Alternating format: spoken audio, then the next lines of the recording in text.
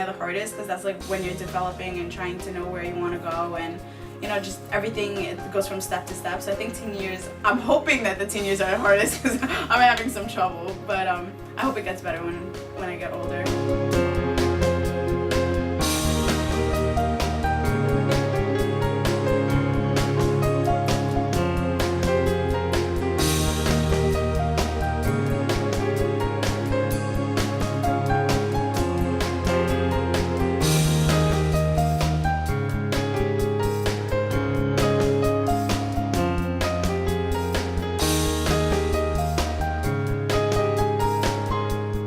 One really good thing that I think has happened in my life is that I haven't gotten everything, and I've academically, I've failed some tests, and I've teetered on, not being a standout student, and I've athletically, in sports, I've led some really bad teams into just a horrible and just embarrassing record. I've been in positions where it could crush me, and just I guess what the main thing is the ability to just sort of bounce back. I think that as you grow up, you encounter situations where things might hurt your feelings, things happen to you that you weren't expecting, and sometimes you realize that either people in your life or situations in your life don't go the way that you plan them to go. And I know that what I learned is that at the end of the day, you can't just try and be who people want you to be. You have to be who you are, and you have to learn to really love yourself, and only when you love yourself can you surround yourself with people that appreciate who you are.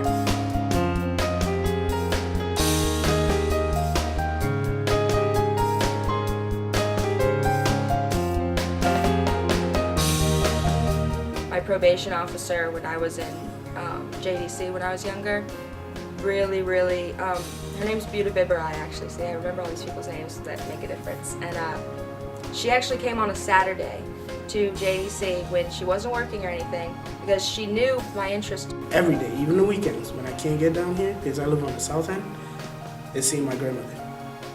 Every day I have to visit my grandmother. I have a group that I call my mommy crew.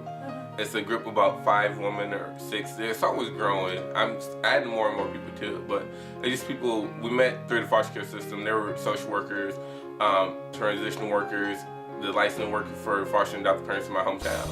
And I tell everyone what makes them difference is I was no longer a case number on their file, but I was Tracy Red to them. And so they took an interest in my life. If you don't have no friends, life will be kind of boring. My teachers always help me out, especially my English teacher. He's been motivating us a lot, and he's been taking time out of his own life, and it's just to help us out.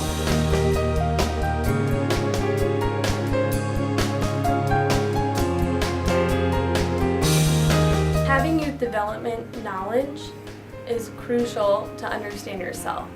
So understanding that your brain is still developing at those ages and that you're not a lost cause, that just spoke volumes. Or understanding why at certain ages it was harder for me to comprehend certain things, but then seeing how when I can look back at it now, I'm able to really look at it with maturity and really look at it with a sense of understanding and really take from it things that I would have never been able to before. And then also understanding that we are really normal in a lot of the interactions where people that we may come in contact with, where they have told us that we're abnormal. They do have a small understanding of what we're going through because of course they went through it, so they have experience. But they just don't see it from our perspective at times. They just think of it oh, how does this work? With my parents, if I get in trouble, they're like, oh, that's not good for your future. But they can't see in my shoes how it was for me in the situation.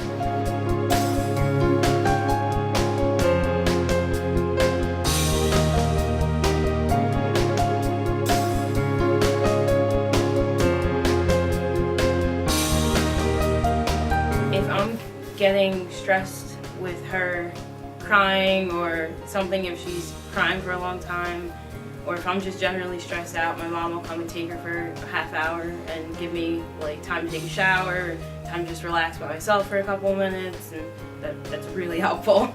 So an organization like this kind of gives youth a space to, project themselves and find their potential. And this organization specifically has helped me find my potential and what I can do as a youth.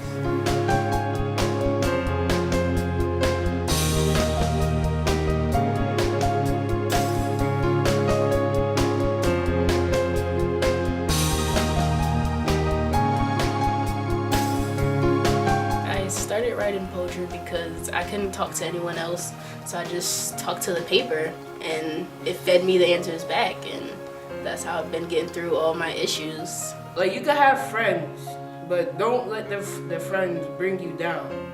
Like, to do all this other stuff, like smoke weed, steal cars and all that, just like, you gotta concentrate on school. If I had to tell my parents, it would probably be trust. To know that they taught me the right things to do. They taught me my morals, so they should know that I will follow through and not be stupid or fall back on that, and just understand that this is the American society and they are pretty rebellious, so I can't be perfect all the time.